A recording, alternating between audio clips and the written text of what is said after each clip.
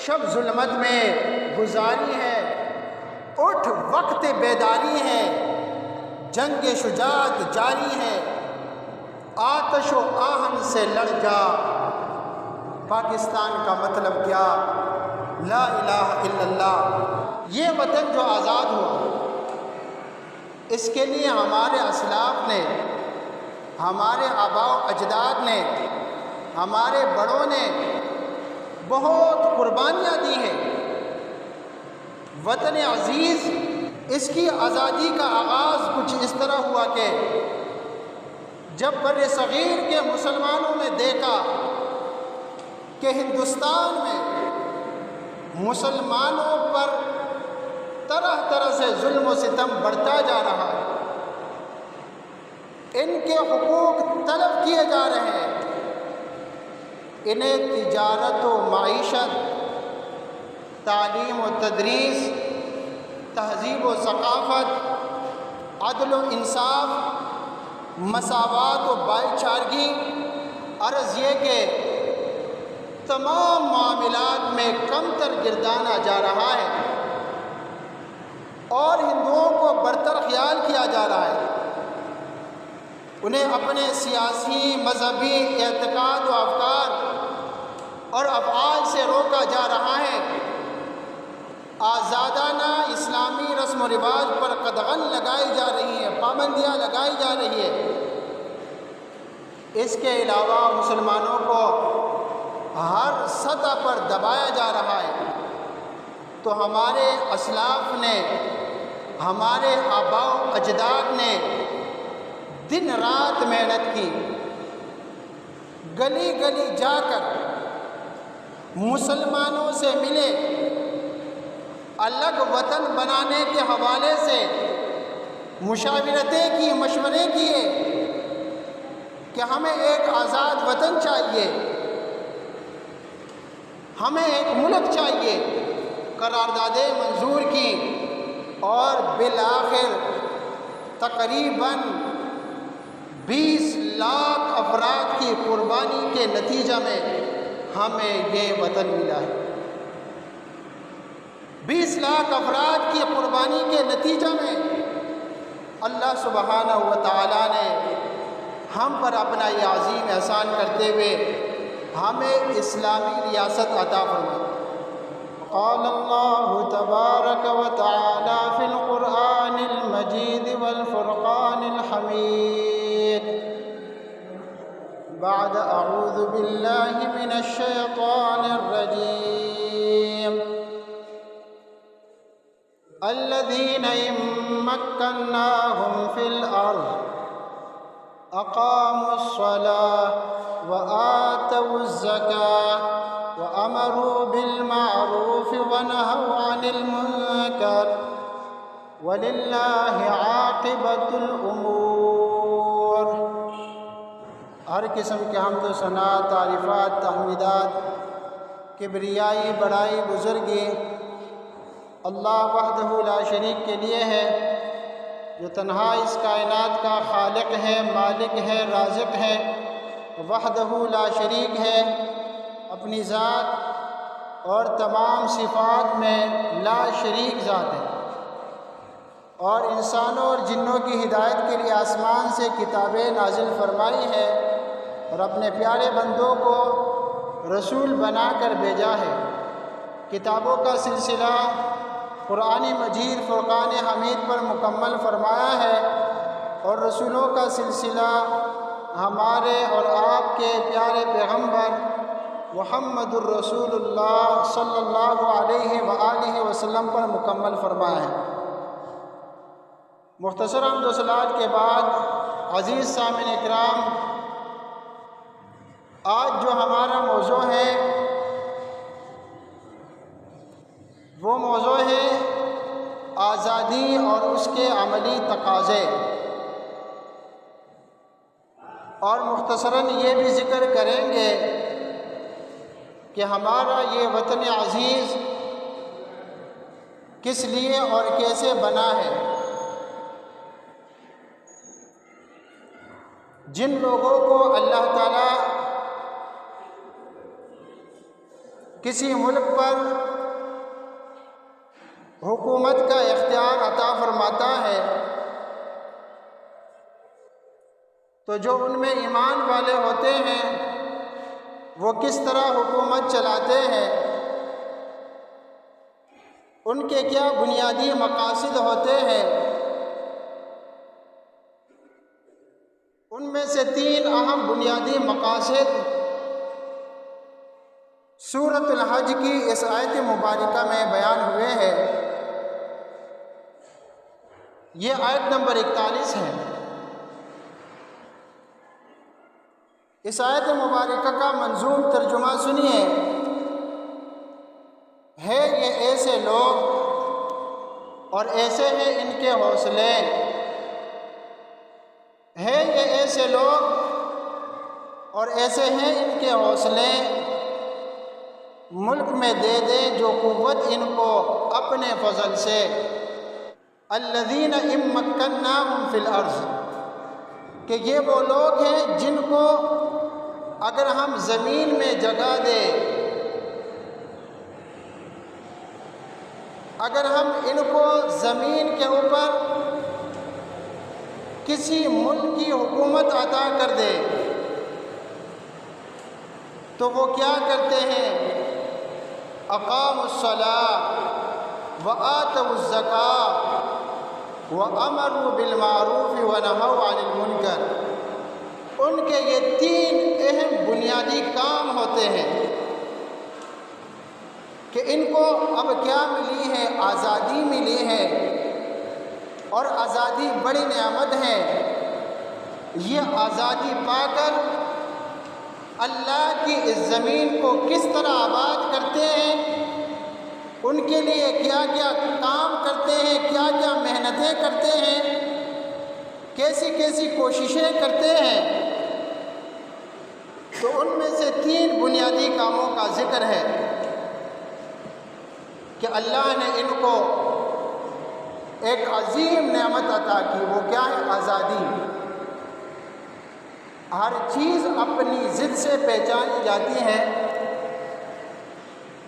تو آزادی کی ضد کیا ہے؟ غلامی۔ تو اگر آزادی بڑی نعمت ہے تو غلامی بہت بڑا عذاب ہے۔ غلامی میں کام آتی ہیں نہ شمشیریں نہ تدبیریں۔ یہ علامہ اقبال نے کہا تھا، غلامی میں کام آتی ہیں نہ شمشیریں نہ تدبیریں۔ آپ دیکھ رہے ہیں اگر غلامی تسلیم کر لی تو پھر شمشیریں تدبیریں کسی کام کے نہیں۔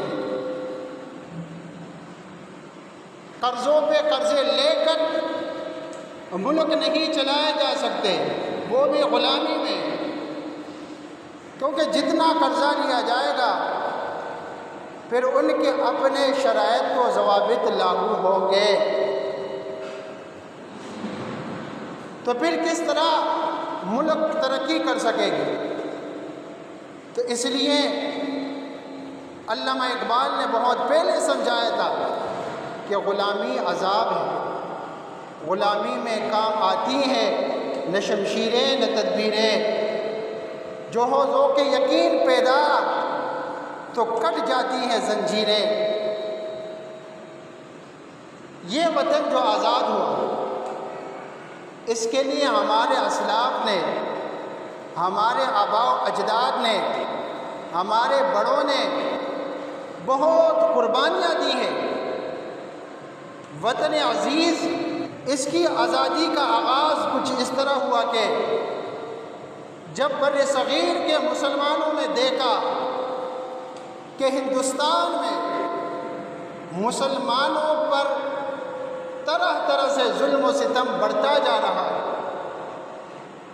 ان کے حقوق طلب کیے جا رہے ہیں، انہیں تجارت و معیشت، تعلیم و تدریس، تہذیب و ثقافت، عدل و انصاف، مساوات و بھائی چارگی، عرض یہ کہ تمام معاملات میں کم تر گردانا جا رہا ہے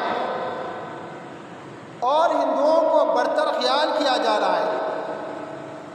انہیں اپنے سیاسی، مذہبی اعتقاد و افکار اور افعال سے روکا جا رہا ہے۔ آزادانہ اسلامی رسم و رواج پر قدغن لگائی جا رہی ہے، پابندیاں لگائی جا رہی ہے۔ اس کے علاوہ مسلمانوں کو ہر سطح پر دبایا جا رہا ہے۔ تو ہمارے اسلاف نے، ہمارے آباء و اجداد نے دن رات محنت کی، گلی گلی جا کر مسلمانوں سے ملے، الگ وطن بنانے کے حوالے سے مشاورتیں کی، مشورے کیے کہ ہمیں ایک آزاد وطن چاہیے، ہمیں ایک ملک چاہیے۔ قراردادیں منظور کی اور بالآخر تقریباً 20 لاکھ افراد کی قربانی کے نتیجہ میں ہمیں یہ وطن ملا ہے۔ 20 لاکھ افراد کی قربانی کے نتیجہ میں اللہ سبحانہ و تعالیٰ نے ہم پر اپنا یہ عظیم احسان کرتے ہوئے ہمیں اسلامی ریاست عطا فرمائی۔ وہ لوگ مخلص تھے، وہ جانتے تھے کہ غلامی کتنا بڑا عذاب ہے اور آزادی کتنی بڑی نعمت ہے، اور انہوں نے اخلاص کے ساتھ اس کے لیے محنت اور کوششیں کی تھیں۔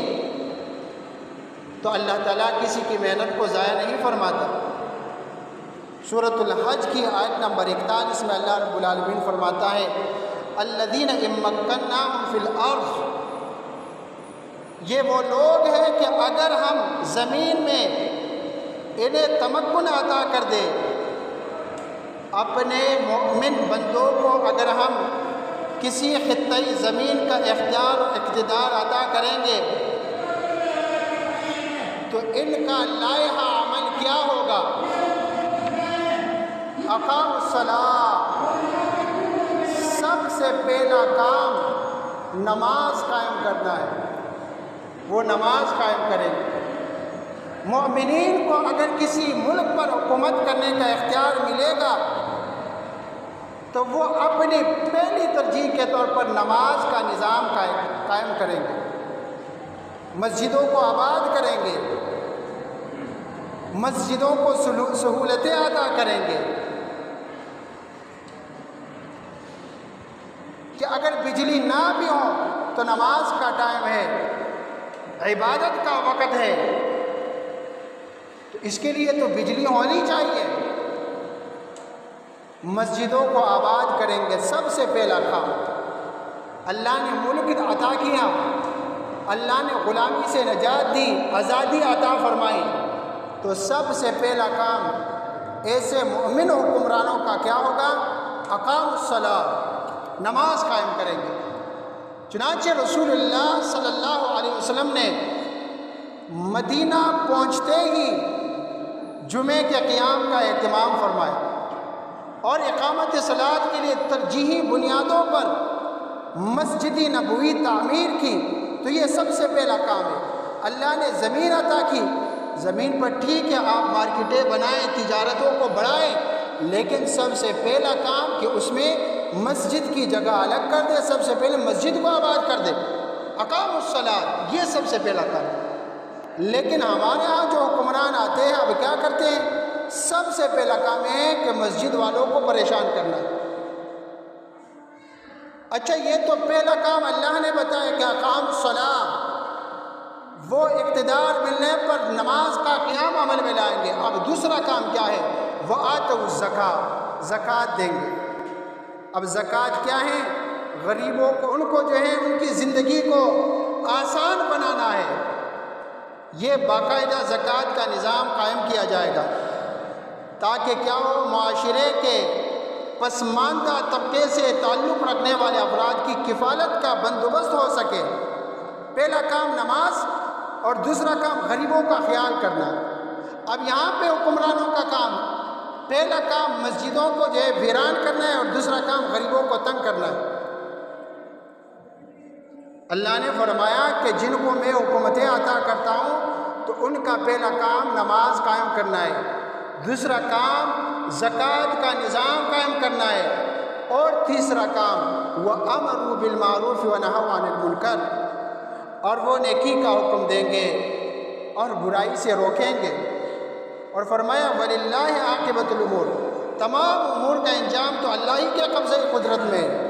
آپ کو حکومت ملی ہے، شاید 2 سال کی ہو، شاید 1 سال کی ہو، شاید 5 سال کی ہو، شاید 10 سال کی ہو، تو آپ کو اللہ نے حکومت دی، جن مقاصد کے لیے دی ہے آپ کو ان مقاصد پر توجہ مرکوز کرنی چاہیے، ان پر فوکس کرنا چاہیے۔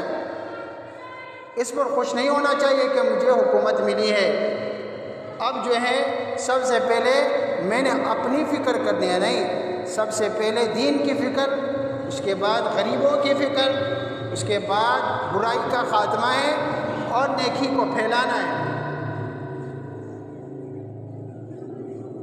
اللہ نے ہم پر یہ کتنا احسان کیا، ہمیں آزادی عطا کی، لیکن ہم ناخلفوں نے کیا کیا کہ ہمیں یہ آزادی منظور نہیں ہے، ہم غلامی پسند کرنے والے بن چکے ہیں۔ افسوس کی بات ہے، جسم آزاد ہو چکے لیکن ذہن آزاد ہو تو بات بنے۔ ہمارے ذہن کیا ہے؟ غلام ہے، اور یہ تو غلامی کا سب سے برتر درجہ ہے اور سب سے بڑا عذاب یہ ہے کہ انسان کا ذہن کیا ہو؟ غلام ہو۔ آج بھی ہمارے بڑوں کے ذہن کیا ہے؟ غلام ہے۔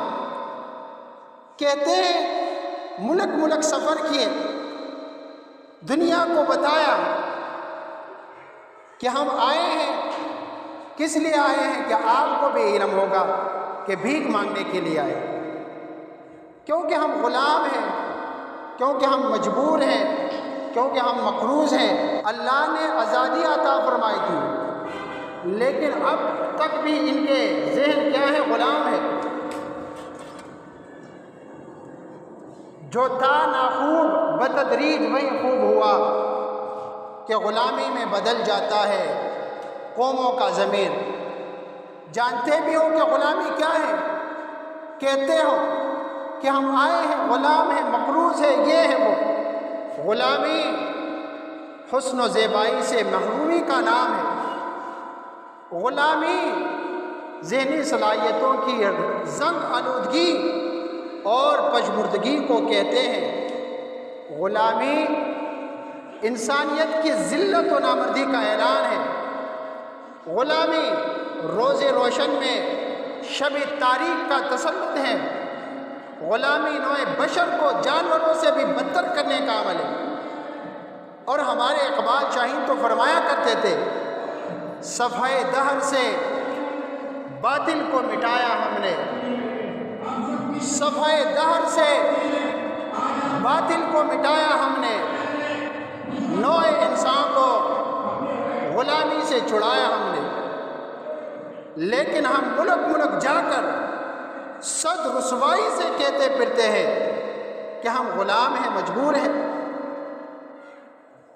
اور آج بھی ایسے لوگ موجود ہیں جو کہتے ہیں کہ پاکستان بنانے کا مقصد کیا تھا، اور اس زمانے میں بھی موجود تھے کہ جو کہا کرتے تھے پاکستان کیوں بنا رہے، ہم تو ہندوستان میں بھی رہ سکتے ہیں۔ ان کو بڑوں نے سمجھایا کہ پاکستان ہم کس لیے بنا رہے ہیں۔ اصغر سودائی نے اپنے اشعار میں سمجھایا کہ پاکستان اس لیے بنا رہے ہیں کہ مسلمان غیروں کے تسلط میں ہیں اور ان پر ظلم و ستم ہو رہے ہیں، اس لیے ہم ایک آزاد ملک چاہتے ہیں۔ شب ظلمت میں گزاری ہے، اٹھ وقت بیداری ہے، جنگ شجاعت جاری ہے، آتش و آہن سے لڑ جا۔ پاکستان کا مطلب کیا؟ لا الہ الا اللہ۔ چھوڑ تعلق داری چھوڑ، اٹھ محمود بتوں کو توڑ، جاگ اللہ سے رشتہ جوڑ۔ اس وقت بھی کچھ لوگ یہ کہا کرتے تھے کہ ہندوؤں میں بھی ہمارے رشتہ دار ہیں اور ہم ہندوؤں اور سکھوں کے ساتھ مل کر بھی رہ سکتے ہیں۔ انہیں سمجھایا کہ چھوڑ تعلق داری چھوڑ، اٹھ محمود بتوں کو توڑ، جاگ اللہ سے رشتہ جوڑ، غیر اللہ کا نام مٹھا۔ پاکستان کا مطلب کیا؟ لا الہ الا اللہ، جرت کی تصویر ہے تو، ہمت عالمگیر ہے تو، دنیا کی تقدیر ہے تو، آپ اپنی تقدیر بنا۔ پاکستان کا مطلب کیا؟ لا الہ الا اللہ۔ پنجابی ہو یا افغان، مل جانا شرط ایمان۔ اس وقت بھی قوموں کو لڑایا جایا کرتا ہے، آپ فلاں قوم سے، آپ فلاں قوم سے۔ شاعر نے کہا کہ ساری جو قومیں ہیں مسلمان سب ایک قوم ہے، پنجابی ہو یا افغان، مل جانا شرط ایمان۔ ایک ہی جسم ہے، ایک ہی جان، ایک رسول اور ایک اللہ۔ پاکستان کا مطلب کیا؟ لا الہ الا اللہ۔ ان مقاصد کے لیے بنا تھا، 20 لاکھ افراد کی قربانیوں کا نتیجہ ہے یہ ہمارا وطن عزیز پاکستان۔ لیکن جن مقاصد کے لیے بنا تھا، صد افسوس کی بات ہے کہ ہمارے جتنے بھی حکمران آتے ہیں ان مقاصد کے خلاف جاتے ہیں۔ اور قرآن مجید میں اللہ تعالیٰ نے زمین پر حکومت کے حوالے سے، تمکن کے حوالے سے جن شرائط کا، جن اصولوں کا ذکر کیا ہے کہ اللہ کے نیک بندے زمین حاصل کرتے ہیں، ملک حاصل کرتے ہیں، تو وہ کیا کیا کام کریں گے؟ اقام الصلاۃ، نماز کا قیام عمل میں لائیں گے، اور زکوٰۃ عام کریں گے۔ یہ انہی کاموں کے خلاف، تو اسی لیے تو ہم پریشان ہیں۔ یہ سچ ہے، اب آزاد ہیں ہم، مٹی سے سگندھ یہ آتی ہے، اے جان سے پیارے ہم وطنوں، ابھی کام بہت کچھ باقی ہے۔ آپ سمجھتے ہو کہ ہم آزاد ہیں، لیکن جسم آزاد ہوں گے، ذہن ابھی تک غلام ہے۔ ابھی تک ہمارے حکمران ذہنی غلامی کے شکار ہیں، اور یہ ملک تب ترقی کرے گا جب ہمارے ذہن بھی کیا ہو؟ آزاد ہو۔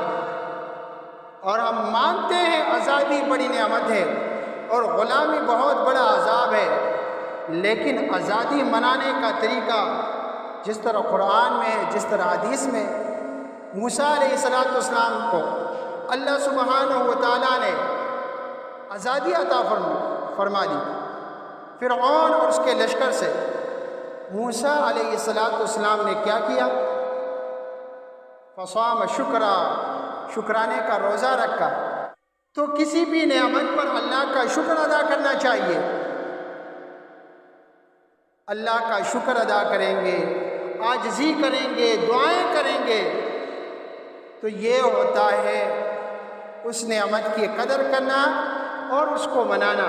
لیکن ڈول باجوں سے کام لینا اور اپنے مقاصد کو بھول جانا، تو اقبال نے کہا تھا، میں تجھ کو بتاتا ہوں تقدیر امم کیا ہے، میں تجھ کو بتاتا ہوں تقدیر امم کیا ہے، شمشیر و ثنا اول، طاؤس و رباب آخر۔ کہ ترقی تو شمشیر و ثنا سے، جہاد و قتال سے آتی ہے، لیکن ڈول باجوں سے، رباب سے، طبلوں سے تو قوم تباہ ہو جاتی ہے۔ اگر تباہی چاہتے ہو تو ٹھیک ہے، پھر باجے بجایا کرو، لیکن اگر سرخ روئی چاہتے ہو دین و دنیا میں تو اللہ کا شکر ادا کرنا پڑے گا، اللہ کی عبادت کرنی پڑے گی، قرآن و حدیث پر عمل کرنا پڑے گا، لوگوں کو اسی طرف بلانا پڑے گا، اور نماز کا نظام قائم کرنا پڑے گا، اور غریبوں کا خیال رکھنا پڑے گا، زکوٰۃ کو عام کرنا پڑے گا، اور امر بالمعروف اور نہی عن المنکر کا کام کرنا پڑے گا۔ اللہ رب العالمین ہمیں اس پر عمل کرنے کی توفیق عطا فرمائے۔ اللہ رب العالمین ہمیں ہر قسم کے بدعات و خرافات سے بچائے۔ اللہم ربنا آتنا فی الدنیا حسنہ وفی الآخرۃ حسنہ وقنا عذاب النار، آمین برحمتک۔